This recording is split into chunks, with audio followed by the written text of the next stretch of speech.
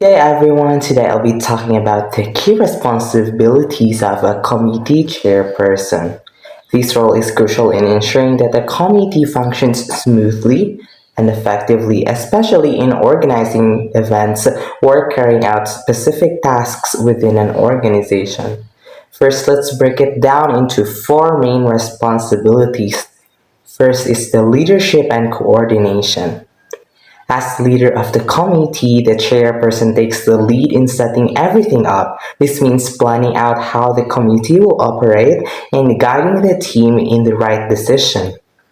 The chairperson maps out strategies and creates a roadmap to make sure everyone knows what to do and how to do it. Second is meeting and delegation. The chairperson also presides over meetings. They guide the flow of discussions, make sure that the agenda is followed, and decisions are made. One of their most important tasks is delegating work. They assign tasks and roles to each member based on their skills and availability so everyone is contributing effectively. Third one is team management, which is another big part of the job is team management because the chairperson often forms subcommittees to handle specific areas, especially on bigger events or projects. They also work with the team to estimate expenses, helping manage the budget early on and avoid overspending. And lastly, oversight and reporting. The chairperson is responsible for monitoring the committee's progress as they make sure everything is on track and done on time. They also act as a liaison to executive committee, keeping them updated and aligning with the committee's work with overall goals. And on top of that, they also coordinate with other committees to avoid overlap or confusion. And once everything is done, they submit an accomplishment report to document what the team has achieved. So, in overall, being a committee chairperson means being a leader, a planner, a communicator, and also a team player, as it is a role that requires both responsibility and trust because you're guiding a team to achieve a common goal. So the committee co-chair. Committee co-chair assists the chairman in managing internal and external committee affairs and activities, acts as chairman in their absence or incapacity, carries out additional duties assigned by the chairman, committee, or executive committee. So the committee co-chair plays a supportive leadership role by assessing the chairman in overseeing both internal and external committee affairs, stepping into fulfill the chairman's duty in their absence or incapacity on undertaking any additional responsibilities assigned by the chairman. The committee or executive committee, yeah, the committee or the executive committee. Then the committee members attend and emergency committee meetings, willingly accept and perform committee assignments with dedication and selfless service. So, meanwhile, the committee members are expected to actively participate in both regular and emergency meetings and to carry out their assigned tasks with dedication, responsibility, and spirit of selfless service to support the committee's overall goals. Everyone, I'm going to explain to you all the micro uses of power. The first one is reward power. Reward power offers to provide others with something they value.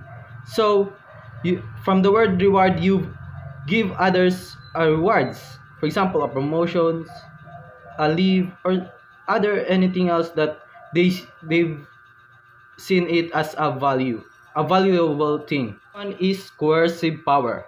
It is destructive, negative, and unconditional, and therefore different than discipline. For example, if you don't win, you're fired. So it's more like a threat, injury, or abuse to another. So if this power is meant for like a bossy type or someone who has superiority conflicts. Is legitimate power or authority power is gained through the position one holds. So it comes from a position you hold and the authority you have as a leader or something else. So it is have unlimited benefits and it should be used carefully. Power is based on respect, developed slowly as values, interests, and personal situations are learned about one another. So it's like admiration, have respect to you, and that's the kind of power referent power is. Power comes from superior knowledge, and while valuable to an organization, it has advantage to the individual only when the expertise is actually needed. So the expert power is having more knowledge and skills than the others. Information power. Information power is derived from intelligence, amounts of data, and the accuracy of the information between about matter at the hand or organization. So from the word information power, it comes from the having the power of information, having the accurate information, having the information that is trustworthy and credible at the at your company or somewhere else. This one is group power. Relates to the power emanating from group dynamics and group synergy, which can be very powerful indeed and therefore must also be appropriately used to it doesn't emerge into group think.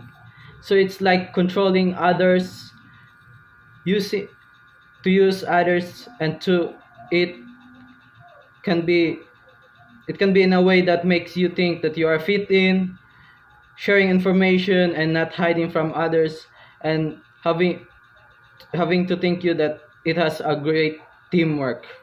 That's all for my report. Thank you. Power is a multiplicated term with several distinct meanings.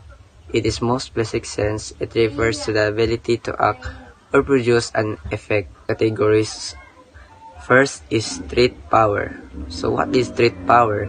Street power is the ability to force or coerce someone to do something through the use of threats, punishment, or negative consequence.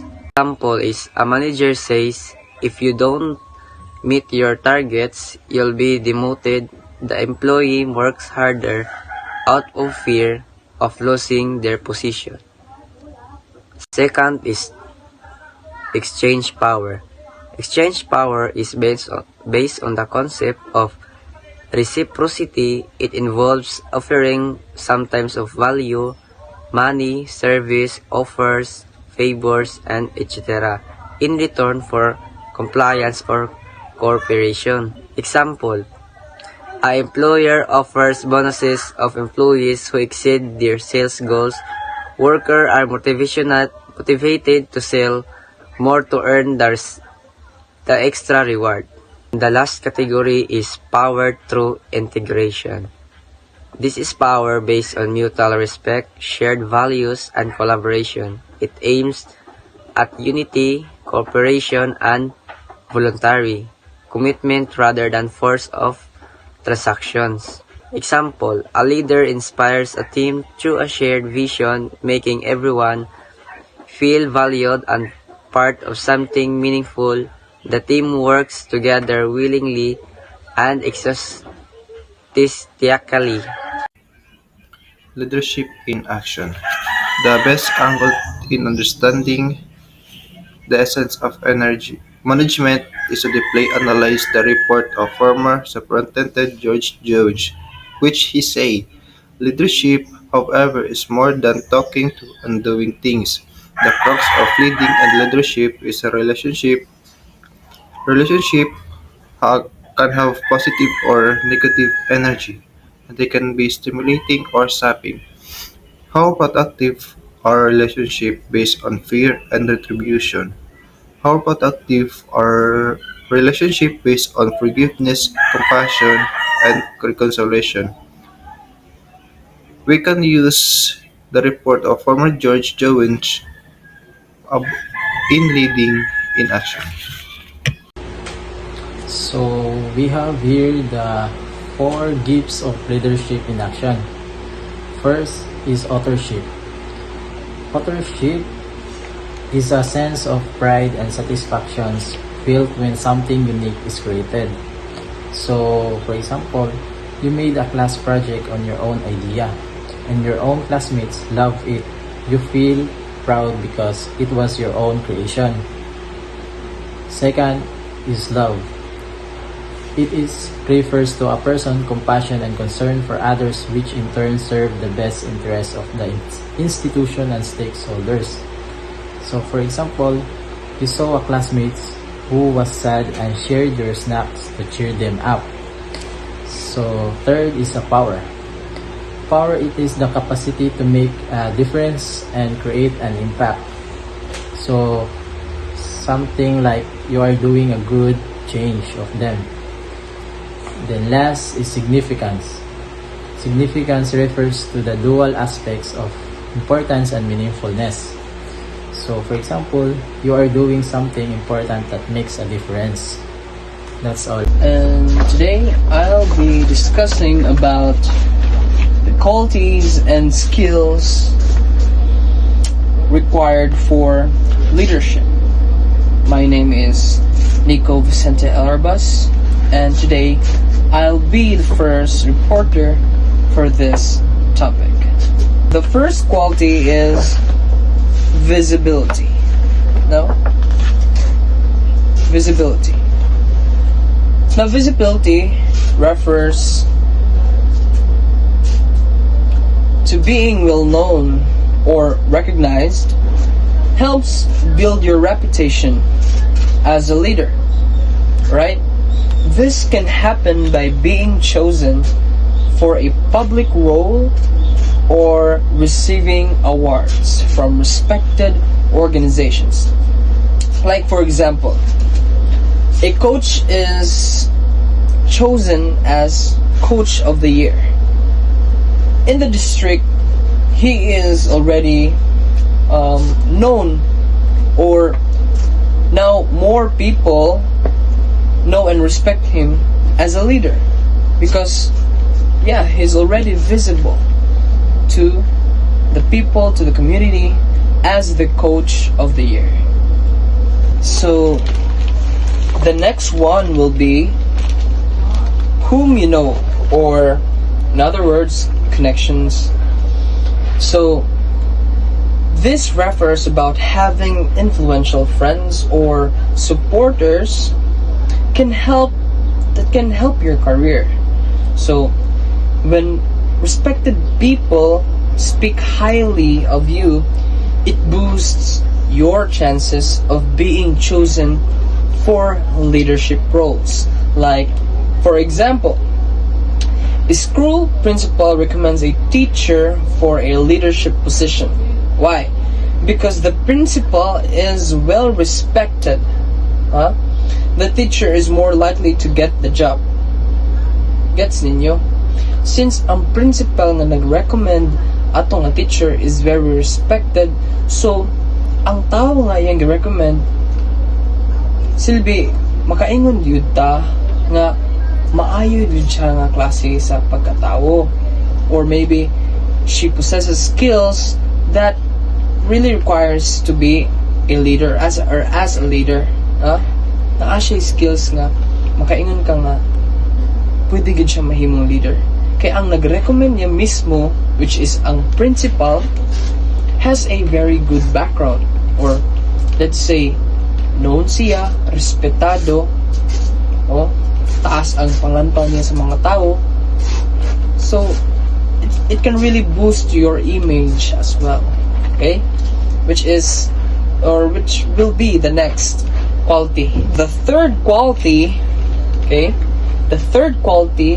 will be image. As you can see, image. Now, image is the way you look and present yourself. And you know, guys, it really matters. Matter jud siya. A leader in physical education or athletics should be fit. Agree ba mo ini, guys? Should be fit and professional, because others will judge your competence partly by your appearance. So, yes, makaingon jud ta nga physical appearance can also impact on how people will judge us on our competence or sa atong pagka-leader or sa tuwang pagkatao, simply sa pagkatao nato. So the way we look, the way we dress, especially the way we behave or our gestures will reflect on how people will like si panglantaw sa tuwa, di ba?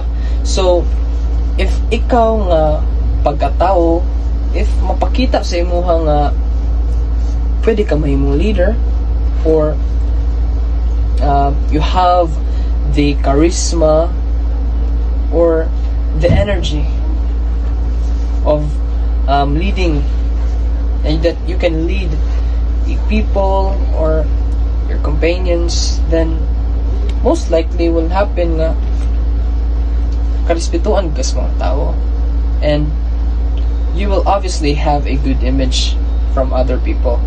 So that will be image. So para mas makuha ninyo, tagata mo example. So example is an athletic director always dresses neatly, okay, stays in shape and speaks professionally.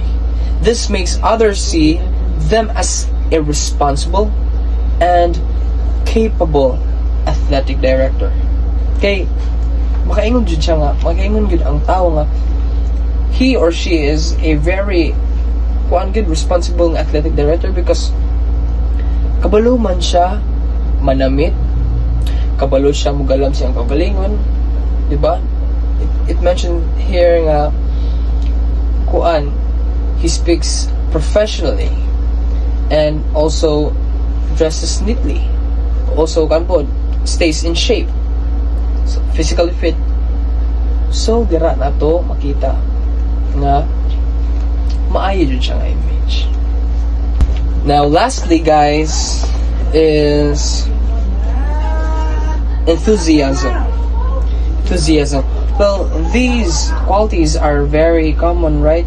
We've already encountered it, but I know nga naagid sila ilahang particular meaning or definition, and I hope nga nasabtan yun mo. Now for the last quality, which is enthusiasm. Now, a strong leader shows energy, passion, and a positive attitude. Even when you're told not to take on extra work, showing eagerness to help makes you stand out as a motivated and reliable person. Now this, di naman ko kailangan di mo explain ani, since I know nga kabalusan mo guys, but for you to easily understand ani, then I will give you an example lang. So a PE teacher volunteers to organize school sports day even though it's extra work. Their energy and positive attitude impress the school leaders. Gets ninyo? So ang pagka-enthusiastic sa usa ka PE teacher is nahimo siyang helpful because ni volunteer pagod siya nga mo help para sa sports day even though nga extra work na kali na, di ba? Sa extra kahago na, but the eagerness, like ang iyag yung will nga ganahan siya mutabang, that makes him enthusiastic. The energy, okay? The energy, the positive attitude that a one individual possesses. Ang enthusiasm.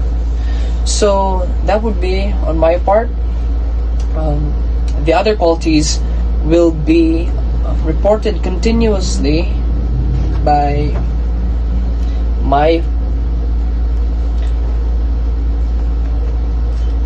partner in this topic. Thank you. Hi, good afternoon everyone. So my name is Arpan Sash Bilonta. So I'm going to discuss the continuation of qualities and skills required for leadership. So first is assertiveness.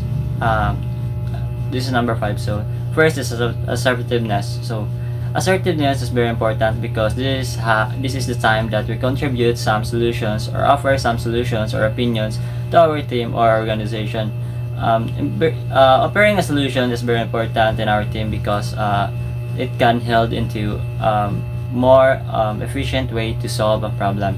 So for the academic record, it is very important to have a good academic record, particularly in high grades, or for example, you have a master's degree. It is very advantage if you are trying to enter some administrative roles within our organization because it is already an advantage if you have a master's degree because we can see that you have the capacity to handle some people or group of people within an organization. Then for the personality and sensitivity, so this focuses on good personality and interpersonal skills. So for the good personality, of course, if you have good personality, people that you handle can build trust in you. Then for the interpersonal skills, this occurs in active listening, empathy, or any conflict resolution. Good day, everyone. I'm Mark Abahon. And I am Clark John A. Bartoses. So today we will talk about the qualities of an effective leader. A leader is someone who guides and supports a group to reach a goal. But to be truly effective, a leader must have certain qualities. So let us share the most important ones. Okay, so first one is a good leader is responsible. They do their duties well and take ownership of their actions. If something goes wrong, they don't blame others. They fix the problem. Yes. So second, a leader must be honest. People trust leaders who tell the truth and do what is right even if it's hard. Yes, so the third one, guys, is communication is key. A good leader knows how to listen and speak clearly. They make sure everyone understands the plan. So fourth, confidence matters. An effective leader believes in themselves and in their team. Their confidence helps others feel strong too. Yes, so fifth one is a leader should be a good decision maker. They think carefully and choose the best options for the group, not just for themselves. Yes. So lastly, a leader must inspire others. They encourage their team, give support, and help everyone do their best. Yes. So, to sum up, an effective leader is responsible, Honest, a good communicator, confident, wise in making decisions, respectful, and inspiring. So thank you everyone for listening. that's all. That's a wrap. Thank you guys.